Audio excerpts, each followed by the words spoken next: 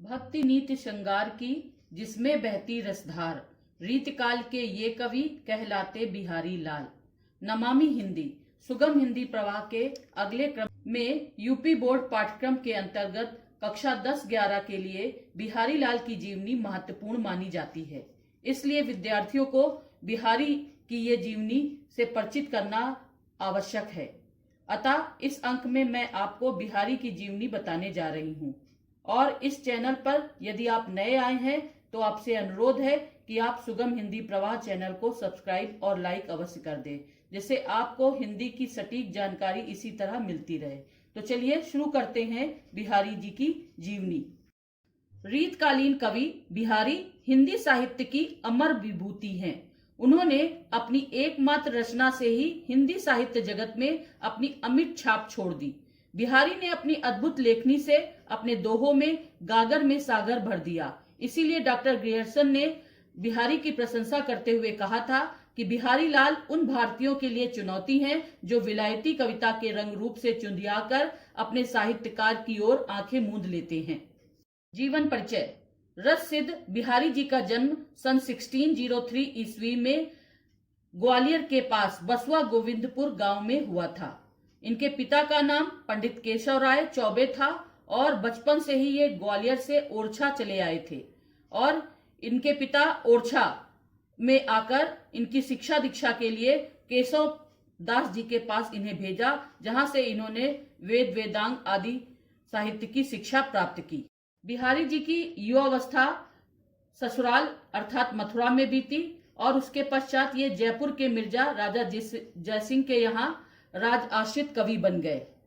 उस समय राजा जयसिंह अपनी नई पत्नी के प्रेम में बंधकर अपने प्रजा के कार्यों से विरक्त हो गए थे। इसके लिए बिहारी लाल जी ने एक दोहा लिखकर उन्हें अपने कार्यों के प्रति उन्मुख कराया। इससे राजा जयसिंह प्रभावित हुए और अपने राजकाज में लग गए।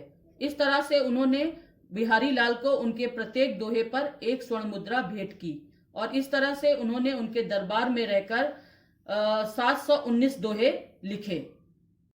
सतसई की रचना के पश्चात कुछ ही दिन में उनकी पत्नी का देहांत हो गया और इस दुखद घटना के कारण उनको वैराग्य हो गया। इसलिए वे आमेर को त्याग कर वृंदावन आ गए और वहीं पर श्री कृष्ण के भक्ति में लीन हो गए और अंत में 1663 ईस्वी में उनका देहावसान हो गया।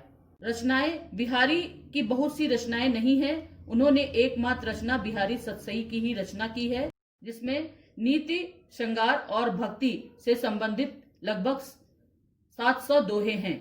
बिहारी ने छोटे से छोटे दोहे में गंभीर अर्थ भरा है।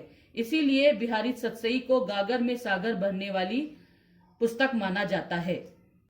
साहित्यिक अवदान। बिहारी का साहित्यिक अवदान इस प्रकार है, जिसे दो भागों में बांटा गया है, भाव पक्ष और कला पक्ष। प्रथम भाव पक्ष के अंतर्गत इनकी प्रथम विशेषता है रीतकालीन प्रतिनिधि कवि। बिहारी रीतकाल के प्रतिनिधि कवि माने जाते हैं और रीतकाल की विशेषताओं के अंतर्गत इन्होंने अपने काव्य में रस छंद अलंकार पर आधारित दोहे लिखे हैं। बिहारी की अगली विशेषता है सौंदर्य चित्रण। बिहारी ने अपने काव्य में नायिका के विविध अंगों आकर्षक चित्र उपस्थित किए हैं और उनके सौंदर्य का सुंदर चित्रण अपने दोहों के माध्यम से किया है। बिहारी के काव्य की अगली विशेषता है श्रृंगार के दोनों पक्षों का विस्तृत चित्रण। बिहारी जी ने अपने काव्य के अंतर्गत श्रृंगार रस के दोनों पक्ष संयोग और वियोग का बड़ा ही भावपूर्ण चित्रण किया है। उनकी जो नायिका है वो श्रृंगार के संयोग के समय बड़े ही सुंदर और सौंदर्यात्मक ढंग से अपने प्रेम को प्रस्तुत करती है, परंतु वियोग की स्थिति आने पर उसके दुख और पीड़ा के भाव प्रस्तुत होते हैं। बिहारी की अगली विशेषता है प्राकृतिक वर्णन। बिहारी का प्राकृतिक वर्णन बड़ा ही सुंदर है। उन्होंने उद्दीपन रूप से प्रकृति का सुंदर चित्र प्रस्तुत किया है और उनका काव्य इस प्राकृतिक चित्रण से ही बड़ा ही मनोहारी प्रतीत होता है। बिहारी के काव्य की अगली विशेषता है कि इनके काव्य में श्रृंगार, भक्ति और नीति की त्रिवेणी प्रवाहित होती है। इन्होंने जिस तरह से श्रृंगार का सुंदर चित्रण किया है, उसी प्रकार से भक्ति और नीति का भी पालन करते हुए दोहे लिखे हैं। बिहारी एक भक्त कवि हैं। उन्होंने श्रृंगारिक दोहे तो लिखे ही हैं, और साथ में भक्ति संबंधी दोहे भी लिखे हैं। उनके प्रत्येक दोहा राधा को इष्ट मानते हुए समर्पित है, जिसमें उन्होंने कृष्ण और राधा के प्रेम के साथ साथ कृष्ण की भक्ति और राधा की भक्ति के अनुसार दास साख्य दैन भक्ति भावना को प्रस्तुत किया है। बिहारी के भाव पक्ष की अगली विशेषता है बहुमुखी प्रतिभा का प्रदर्शन। बिहारी ने अपने दोहों के अंतर्गत श्रृंगार और नीति के अतिरिक्त अनेक विषयों की अच्छी जानकारी होने के कारण उसका भी प्रस्तुतिकरण बाखूबी किया है, जिसमें ज्योतिष, गणित, आयुर्वेद, इतिहास आदि विशेष रूप से प्रस्तुत किए हैं और उन्होंने अपने दोहों के माध्यम से उनके उदाहरण भी प्रस्तुत किए हैं। बिहारी के काव्य की अगली विशेषता है नायिका भेद वर्णन एवं नक्सिक वर्णन।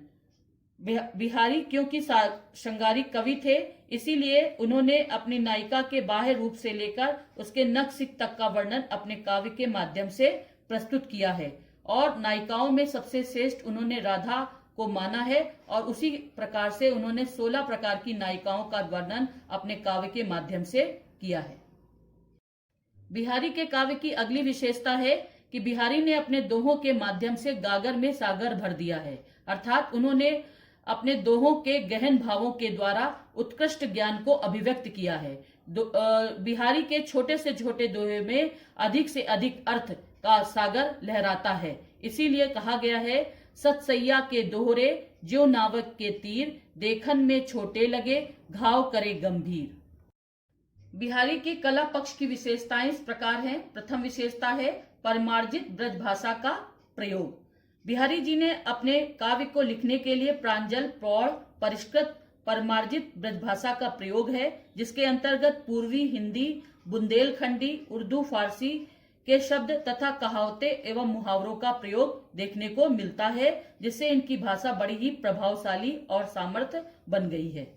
बिहारी के काव्य की कला पक्ष की अगली विशेषता है सर्वश्रेष्ठ मुक्ताकार।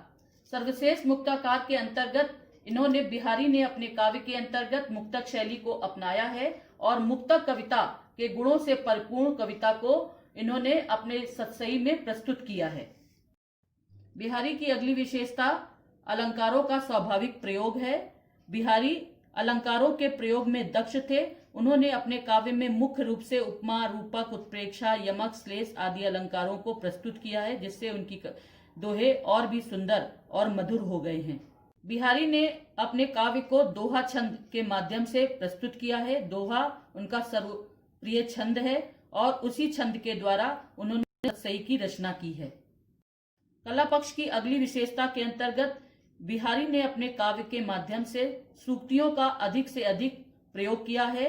इन सूक्तियों के महान अनुभव और विश्व के शाश्वत सत्य को दिखाने से बिहारी बहुत ही महत्वपूर्ण कवि माने जाते हैं।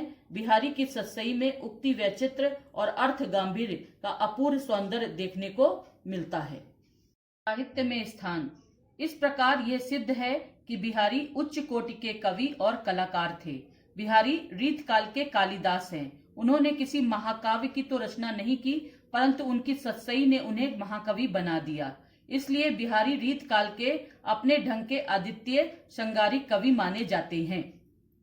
बिहारी की इस जीवनी का ज्ञान आप सभी के लिए बड़ा ही उपयोगी होगा और आज के इस जीवनी से जो प्रश्न है वो इस प्रकार है, बिहारी सतसई के रचनाकार कौन है? इस प्रश्न का उत्तर कमेंट्स में अवश्य दें तथा इस जीवनी को तैयार करने के लिए इसे कई बार सुनें। धन्यवाद।